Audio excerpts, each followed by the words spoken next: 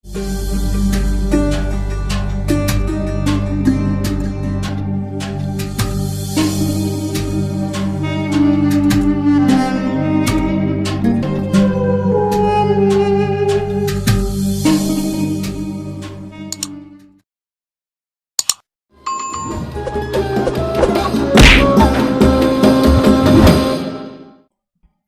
Nabi Muhammad Sallallahu Alaihi Wasallam.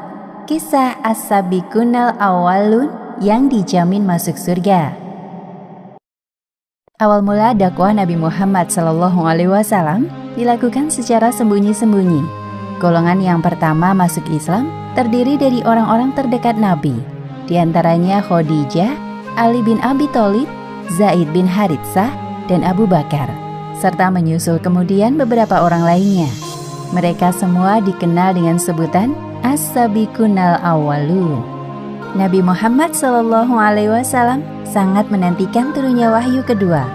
Berbeda dengan wahyu pertama yang mengabarkan tentang kerasulan beliau. Melalui wahyu kedua ini, yaitu surat Al-Muddatsir ayat 1 hingga 7, Allah Subhanahu wa Ta'ala memerintahkan Nabi Muhammad SAW untuk memberikan peringatan dan menyebarkan agama Islam kepada umatnya. Setelah wahyu turun, seketika itu pula ketenangan hadir dalam hati Rasulullah. Beliau sadar betul bahwa Allah Subhanahu wa Ta'ala sangat menyayangi dan mengasihinya.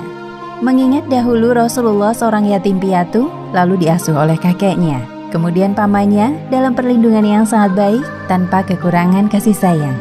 Beliau juga diberi oleh Allah Subhanahu wa Ta'ala seorang istri yang kaya dan solihah seperti Khadijah binti Khuwailid yang setia dan selalu menenteramkan jiwanya. Kemudian di saat Rasulullah tidak tahu arah, Allah Subhanahu wa Ta'ala memberikan petunjuk lewat peristiwa kenabian. Sekarang saatnya Rasulullah mensyukuri nikmatnya dengan mengajak umatnya menuju kemuliaan hidup bersama Islam, satu-satunya agama yang diridhoi oleh Allah Subhanahu wa Ta'ala. Khadijah tiba-tiba terbangun dari tidurnya. Ia memandang wajah suaminya yang tampak cemas. Khadijah pun mencoba menghibur. "Tidurlah lagi, wahai suamiku." "Wahai istriku tersayang, sudah tidak ada lagi waktu untuk tidur ataupun beristirahat. Baru saja datang malaikat Jibril. Ia menyampaikan tugas agar aku mengajak umatku beribadah hanya kepada Allah Subhanahu wa Ta'ala." Khadijah agak terkejut mendengar penjelasan suaminya, namun kemudian ia tersenyum. "Sekarang apalagi yang kau khawatirkan, wahai suamiku? Bukankah hal ini yang engkau nantikan?" "Memang benar, tapi tiba-tiba aku teringat oleh perkataan paman Maroko. Aku takut kaumku membenciku.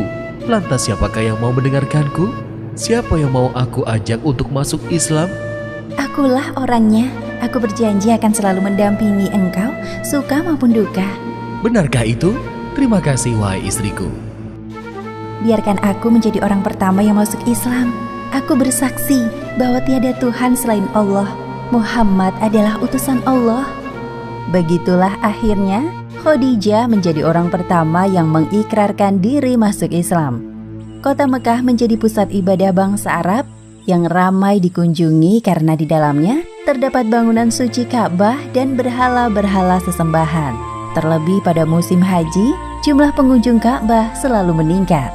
Mayoritas penduduk Mekah adalah para penyembah berhala, orang Nasrani, orang Yahudi, dan sisanya penganut ajaran Nabi Ibrahim yang membenci berhala dan menjauhi khamr atau minuman keras. Namun jumlah kelompok ini sangat sedikit. Sebenarnya orang-orang jahiliyah telah mengenal Allah Subhanahu wa Ta'ala sejak datangnya ajaran dari Nabi Ibrahim. Namun sayangnya mereka menggunakan berhala sebagai perantara untuk ibadah kepada Allah. Parahnya, perbuatan mereka semakin sesat ketika memahat berhala-berhala yang kemudian dianggap sebagai Tuhan, bahkan secara terang-terangan meniadakan keberadaan Allah Subhanahu wa Ta'ala. Pemujaan terhadap berhala bukan perkara yang mustahil dihapuskan, namun membutuhkan kekuatan besar untuk melakukan perubahan. Maka Rasulullah SAW memutuskan untuk berdakwah secara sembunyi-sembunyi sembari menunggu keadaan berpihak kepadanya. Apalagi beliau membawa ajaran baru yang melarang keras penyembahan berhala ataupun benda yang diserupakan dengan Allah Subhanahu wa Ta'ala. Selain itu, Rasulullah ingin meluruskan orang-orang yang gemar memakan harta anak yatim dan melakukan praktek riba dalam berdagang. Ali bin Abi Thalib adalah sepupu Rasulullah. Ia adalah putra dari Abu Thalib. Sewaktu terjadi paceklik panjang di Mekah, keadaan keluarga Abu Thalib sangat memprihatinkan. Maka Rasulullah berinisiatif untuk membawa Ali. Saat itu usianya masih 6 tahun. Hal itulah yang membuat keduanya dekat.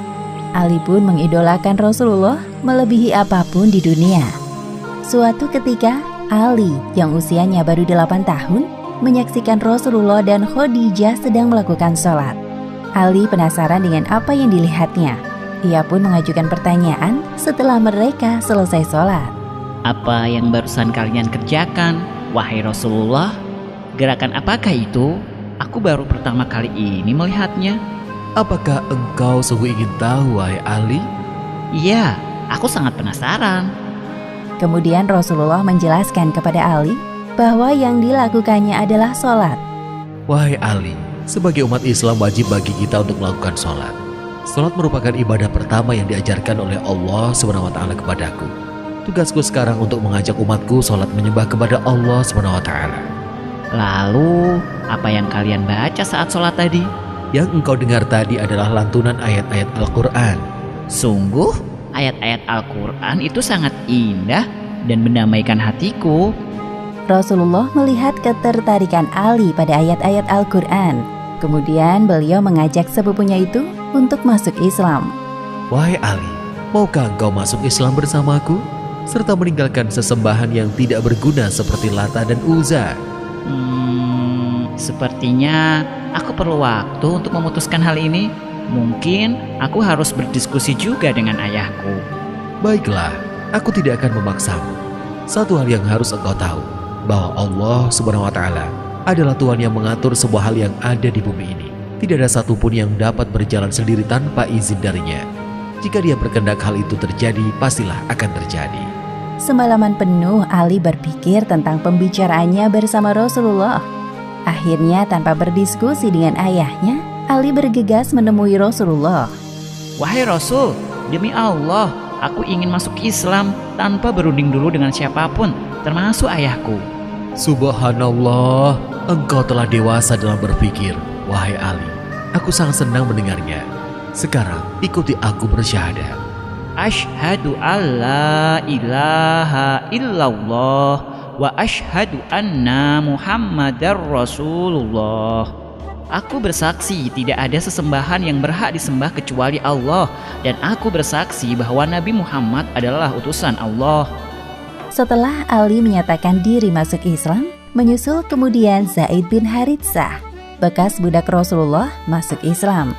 Setelah dari kalangan keluarga, Rasulullah mengajak sahabat terdekatnya, ialah Abu Bakar Asy-Syiddiq dari kabilah Bani Taim. Nabi Muhammad telah bersahabat dengan Abu Bakar sejak masih kanak-kanak. Usia keduanya hanya terpaut 2 tahun. Abu Bakar lebih muda dari Rasulullah. Rasulullah senang bergaul dengan Abu Bakar karena sahabatnya itu orang yang bersih, jujur, dan dapat dipercaya.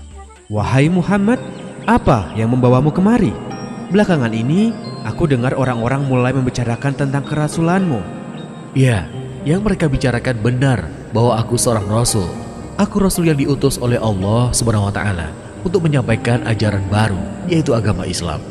Wahai sahabatku, tidak ada satupun hal yang akan aku sampaikan kepadamu selain kebenaran. Dan alasanku kemari adalah, aku ingin mengajakmu untuk menyembah satu-satunya Tuhan, yaitu Allah SWT. Apakah engkau bersedia? Abu Bakar sedikit terkejut mendengar penuturan sahabatnya. Namun tanpa banyak berpikir, Abu Bakar memutuskan untuk masuk Islam mengikuti Rasulullah karena ia tahu bahwa sahabatnya ini adalah orang yang terpilih. Seperti yang kau tahu, aku tidak pernah meragukan kebenaran dan ucapanmu. Dengan senang hati, pada saat ini juga aku bersedia masuk Islam. Nabi Muhammad SAW sangat bersyukur mendengar kesaksian dari Abu Bakar. Tentu saja semua kemudahan ini terjadi karena kehendak dari Allah Subhanahu wa Ta'ala. Rasulullah pulang ke rumah dengan perasaan lapang. Beberapa hari kemudian, Nabi Muhammad melayat kerabat dari pihak ayahnya yang baru meninggal dunia. Di sana beliau bertemu dengan Utsman bin Affan. Setelah pemakaman usai, dengan niat baik, Rasulullah menghampiri Utsman. Wahai Utsman, mengapa engkau memandangiku sejak tadi? Apakah ada yang salah denganku? Utsman terkejut. Ternyata Rasulullah menyadari perbuatannya. Maaf, aku hanya kagum padamu dan kedudukanmu di antara kami. Aku juga kagum mendengar orang-orang membicarakan hal baik tentangmu. Semuanya nampak sempurna di mataku, sampai-sampai aku tidak melihat ada celah di sana. La ilaha illallah, tidak ada Tuhan selain Allah. Kemudian Rasulullah membacakan ayat Al-Quran, surat Az-Zariyat ayat 22 hingga 23. Dan di langit terdapat sebab-sebab rezekimu, dan terdapat pula apa yang dijanjikan kepadamu. Maka demi Tuhan langit dan bumi, sesungguhnya yang dijanjikan itu adalah benar-benar akan terjadi, seperti perkataan yang kamu ucapkan. Utsman tertegun dan hatinya bergetar mendengar ayat Al-Quran yang dibaca Rasulullah. Kemudian Rasulullah pamit kepada Utsman. Tak berselang lama, Utsman mengikuti langkah Rasulullah. Wahai Utsman, apakah engkau ingin ikut bersamaku masuk Islam? Ya, izinkan aku untuk mengikutimu, wahai Rasul. Asyhadu alla ilaha illallah wa asyhadu anna Muhammadar Rasulullah. Aku bersaksi tidak ada sesembahan yang berhak disembah kecuali Allah. Dan aku bersaksi bahwa Nabi Muhammad adalah utusan Allah. Setelah Utsman bin Affan masuk Islam, Abu Bakar mengajak beberapa orang yang dikenalnya untuk masuk Islam. Mereka adalah Zubair bin Awam, Abdurrahman bin Auf, Sa'ad bin Abi Waqqas, dan Tolhah bin Ubaidillah. Kemudian Rasulullah juga mengajak beberapa orang untuk masuk Islam, seperti putri-putri beliau, bekas budak Bilal bin Robah, sahabat Al-Arqam bin Abil Arqam, Ubaidah bin Al-Harits, Abdullah bin Mas'ud, dan beberapa lainnya. Mereka semua terkenal dengan sebutan As-Sabiqunal Awwalun. As-Sabiqun artinya orang yang mendahului, sedangkan Awwalun artinya orang yang pertama. Maka As-Sabiqunal Awwalun artinya adalah orang-orang yang pertama masuk Islam mendahului yang lainnya. Bahkan Allah Subhanahu wa Ta'ala meninggikan derajat mereka sebagaimana yang disebutkan dalam Al-Quran surat At-Taubah ayat 100. Orang-orang yang terdahulu lagi yang pertama masuk Islam di antara orang-orang Muhajirin dan Ansor, dan orang-orang yang mengikuti mereka dengan baik. Allah ridho kepada mereka dan mereka pun ridho kepada Allah, dan Allah menyediakan bagi mereka syurga-syurga yang mengalir sungai-sungai di dalamnya. Mereka kekal di dalamnya selama-lamanya. Itulah kemenangan yang besar. Selama kurang lebih 3 tahun, Rasulullah mengajarkan Islam kepada para pengikutnya secara sembunyi-sembunyi di tempat yang aman. Bahkan ketika melaksanakan sholat, Rasulullah dan para sahabat pergi ke tempat terpencil agar tidak terlihat oleh umatnya yang belum beriman.